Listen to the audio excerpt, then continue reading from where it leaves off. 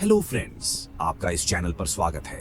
1967 कोलकाता का एक पुराना इलाका, संकरा रास्ता, दोनों तरफ लाल ईंटों के मकान, बीच में खड़ा एक छोटा सा डाकघर। उस डाकघर का पोस्टमास्टर था सुधीर बाबू, करीब 58 साल का, सफेद होते बाल, चेहरे पर मोटे चश्मे का बोझ और दिल में अपने काम के प्रति ईमानदारी। सुधीर बाबू का काम सीधा था, चिट्ठियां बांटना, पर एक लिफाफा ऐसा था जिसने उनकी जिंदगी के आखिरी सालों तक उन्हें बेचैन रखा।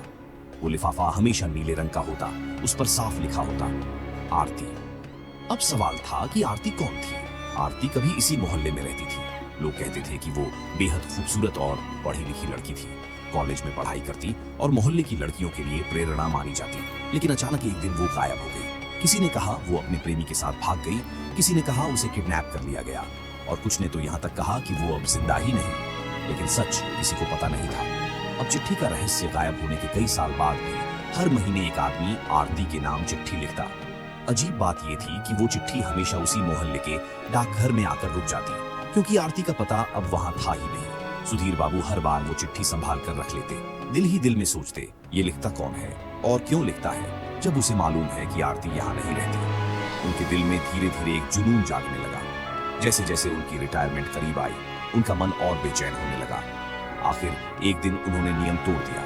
उन्होंने नीला लिफाफा खोला, भीतर सिर्फ एक पंक्ति लिखी थी, आरती, अगर तुम यह पढ़ रही हो तो समझो मैं अब भी जिंदा हूं। धीर बाबू के हाथ कांप गए। जिंदा कौन? क्या वो इंसान कैद में है या कोई गलत खेल चल रहा है? उनका दिमाग सवालों से भर गया और उसी रात उन्होंने ठान लिया, अब चाहे जो हो, इस पत्र के पीछे की सच्चाई पता करनी ही होगी। अब पार्ट 2 में हम सच को जानेंगे।